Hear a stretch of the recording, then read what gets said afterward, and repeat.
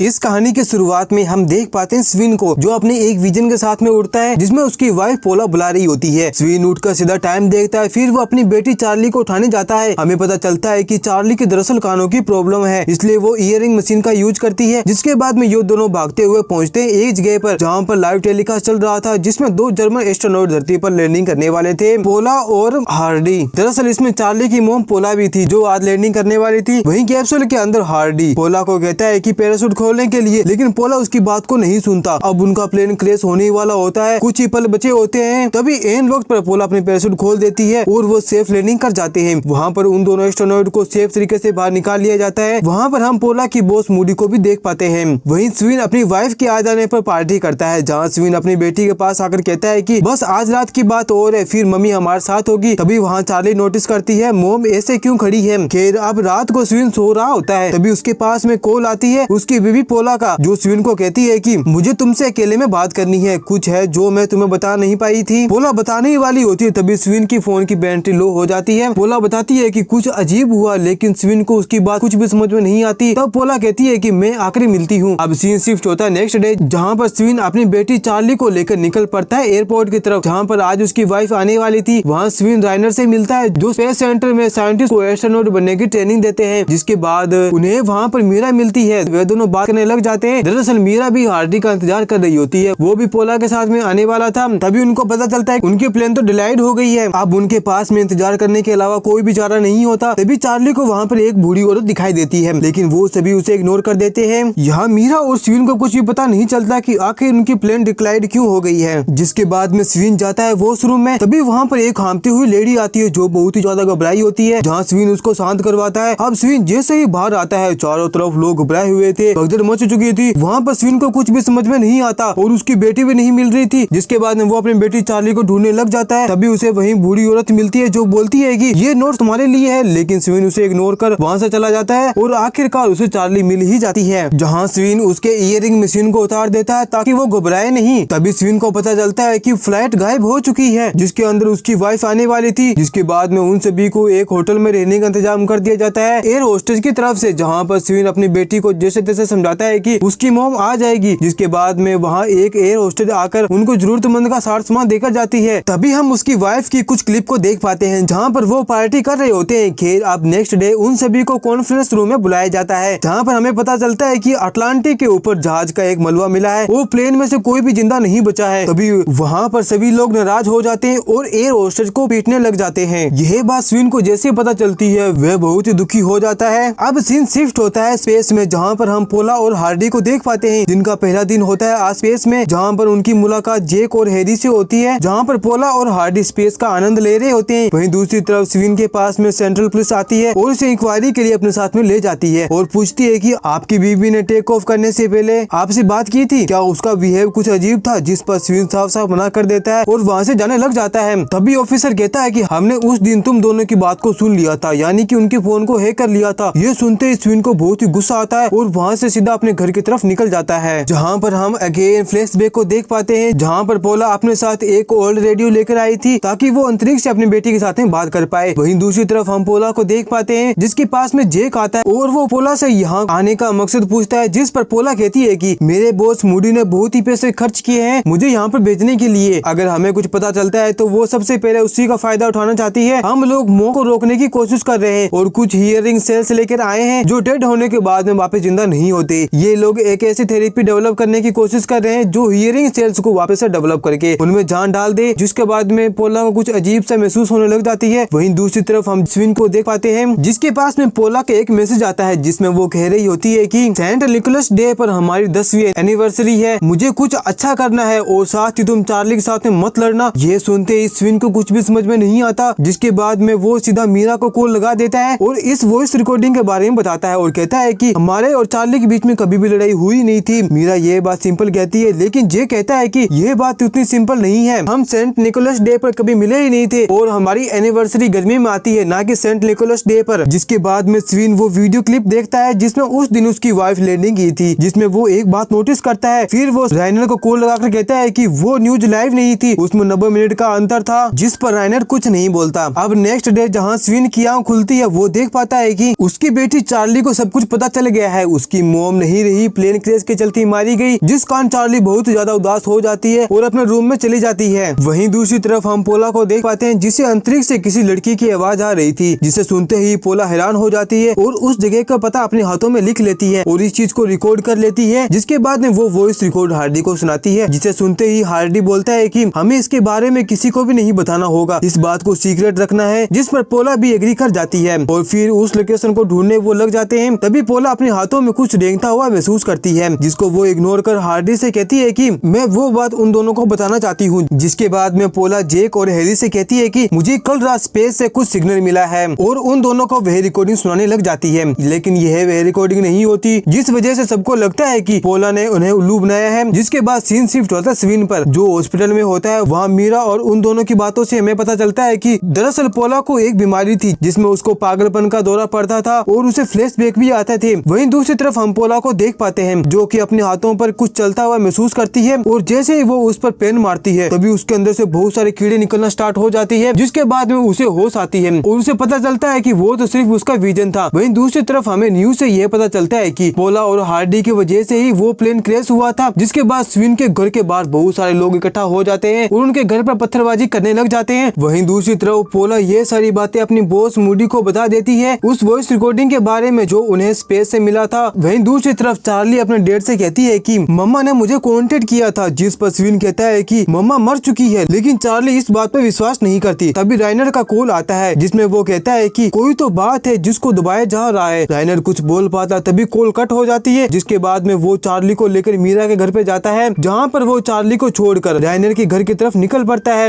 वहाँ उसे राइनर कहीं पर भी नहीं मिलता। वहाँ पर उसे एक फाइल मिलती है जिसको देखते ही उसे पता चलता है कि पोला जो भी कह रही थी सच थी। इसके बाद में वो सीधा मीरा के घर पे पहुँचता है, लेकिन वहाँ उसे चार्ली कहीं पर भी नहीं मिलती। तभी उसे याद आता है कि उसने बोला था उसकी मोम का कॉल आया है। तभी वो अपने घर पर पहुँचता है। वहाँ उसे एक डायरी में एक जगह का एड्रेस मिलता है। जिसके बाद स्विन अपना बैग पैक करके अपने बेटी को ढूंढने के लिए जैसे ही बाहर निकलता है तभी उसे पुलिस वाले इंक्वायरी के लिए उसके पास आते हैं और पूछते हैं कि तुम राइनर के घर पे क्यों गए थे। तब स्विन पूछता है कि बताओ राइनर कहाँ पर है और मेरी बीबी की लैंडिंग के वक्त की लाइव फुटेज कहाँ पर है। वो अचानक गायब होने से पहले क्या कहना चाहती थी, जिसे भी पता चलता है वो अचानक गायब क्यों हो रहा है। इन सभी का जवाब इस फाइल के अंदर है। वो अभी मेरी गाड़ी में है और वो जैसे ही स्विन की गाड़ी में बैठती है तभी स्विन गाड़ी को वहाँ से भगा ले जाता है और एक जगह पर उसे उतार देता है। वहीं दूसरी तरफ स्पेस में पोला अपने बॉस से कह रही होती है कि कोई स्पेस से अर्थ पर आ रहा है जो कुछ ही हफ्तों में आ सकता है। जिस पर पोला की बॉस कहती है कि ये बात किसी को भी पता नहीं चलनी चाहिए, इसे सीक्रेट रखो वरना तुम्हारे साथ में कुछ भी हो सकता है। वहीं दूसरी तरफ स्विन उस एड्रेस पर पहुंच जाता है, उस घर के पीछे के रास्ते से अंदर जाता है। तभी वहाँ वो अपना पैर ग्रेनेड पर रख देता है, उसके चिथड़े उड़ने वाले होते हैं। तभी वहाँ पर वो लेडी आ जाती है जो कहानी की शुरुआत में हमने एयरपोर्ट पर देखी थी। वो स्विन को बचा लेती है। तभी वो उसके गाड़ी के पास में जाती है और उसमें से एक जीपीएस ट्रैकर को निकाल लेती है, क्योंकि उसे पता था उसके गाड़ी में जीपीएस ट्रैकर हो सकता है। फिर वो एक कबूतर में जीपीएस को बांधकर वहाँ से उड़ा देती है ताकि उनके पीछे जो भी कर रहा था वो यहाँ तक ना पहुँचे। वहाँ पर स्विन पूछता है कि तुमने मेरी बेटी को यहाँ पर कैसे बुलाया। तब वो कहती है कि मेरे पास में तुम्हारी बीबी की कुछ रिकॉर्डिंग है और मैंने बाकी बात फुसफुसा कर की, जिससे कि तुम्हारी बेटी को लगा कि वह मेरी माँ है। तभी वो लेडी उसे वही वॉइस रिकॉर्डिंग सुनाती है जिसमें वो लेडी कह रही होती है हेलो हेलो, जो स्पेस में पोला को सुनाई दिया था। जहाँ पर वो लेडी कहती है कि मुझे यह पता चला है कि तुम्हारी बीबी को कुछ ना कुछ मिला है। दरअसल इस लेडी की एक ग्रुप है जो देश में तानाशाही के खिलाफ आवाज उठा रहे हैं। वे नहीं चाहते कि उनकी आवाज कोई भी और सुने, इसलिए वो एक डेड चैनल के थ्रू आपस में बातचीत किया करते थे। तभी एक दिन अचानक उनके चैनल पर एक बच्ची की आवाज सुनाई दी। हमेशा हेलो हेलो सुनाई दिया करती थी हर 13 दिनों में 2 घंटों तक, और वो धीरे धीरे और साफ होने लगा। मतलब कि स्पेस शिप से कोई धरती पर एलियन आ रहा है। तभी वहाँ पर वो कबूतर वापस आ जाता है जिसके ऊपर जीपीएस ट्रैकर बंधा हुआ था, और देखते देखते उस जगह पर मिलिट्री पहुँच जाती है। जिसके बाद में स्विन और चार्ली जंगल के रास्ते भागने लग जाते हैं, लेकिन उन्हें मिलिट्री पकड़ ही लेती है। अब उनको अपनी बेस में ले जाया जाता है जहाँ पर उन्हें राइनर मिलता है। वहीं दूसरी तरफ हम स्पेसशिप में पोला के पास में हार्डी को आता हुआ देखते हैं और पूछता है उस स्पेसशिप के लैंड करने की जगह, लेकिन पोला नहीं बताती। फिर हार्डी उसे चैम्बर में बंद कर देता है और उसकी ऑक्सीजन को भी बंद कर देता है। अब धीरे धीरे उसका ऑक्सीजन लेवल कम होने लग जाता है। अब वो अपनी जान को बचाने के लिए आखिरकार पोला हार्डी को वह सब कुछ कोऑर्डिनेट बता देती है जहाँ पर वो एलियन स्पेसशिप लैंड करने वाला था। जिसके बाद में पोला की जान बच जाती है। साथ में वो यह भी बोलती है कि मुझे पिछले 3 महीनों से ये सिग्नल मिल रहा है और यह बात सबको पता चल चुकी है। जिसके बाद में हार्डी चुपचाप वहाँ से चला जाता है। वहीं दूसरी तरफ स्विन अपनी बेटी के साथ में कैंप से बाहर आता है उस एलियन स्पेसशिप को देखने के लिए। तभी मिलिट्री वाले उस एलियन स्पेसशिप को तबाह कर देते हैं, जिसके बाद में हमें मूवी की स्टार्टिंग वाला सीन दिखाया जाता है जहाँ पर पोला और हार्डी लैंड करने वाले होते हैं, जहाँ पर हार्डी पोला से माफी मांगता है। उसने जो भी किया वो मजबूरी में किया। तभी पोला कहती है कि मैं अब दोबारा किसी पर विश्वास नहीं करूंगी, किसी पर भी नहीं। जिसके बाद में वे दोनों सेफ लैंडिंग कर जाते हैं। वहीं स्वीन अपनी बेटी के साथ में घर पर आ जाता है, जहाँ रात को स्वीन अपनी बेटी को सुलाता है। तभी चार्ली के हाथों में स्वीन कुछ कोऑर्डिनेट को देख पाता है। वहीं दूसरी तरफ हम पोला को देख पाते हैं, जिसके पास में उसकी बॉस मूड आती है और बोलती है कि हमने उस एलियन स्पेसशिप को तबाह कर दिया है। तभी हमें पता चलता है कि दरअसल पोला ने जो कोऑर्डिनेट बताए थे वो गलत कोऑर्डिनेट थे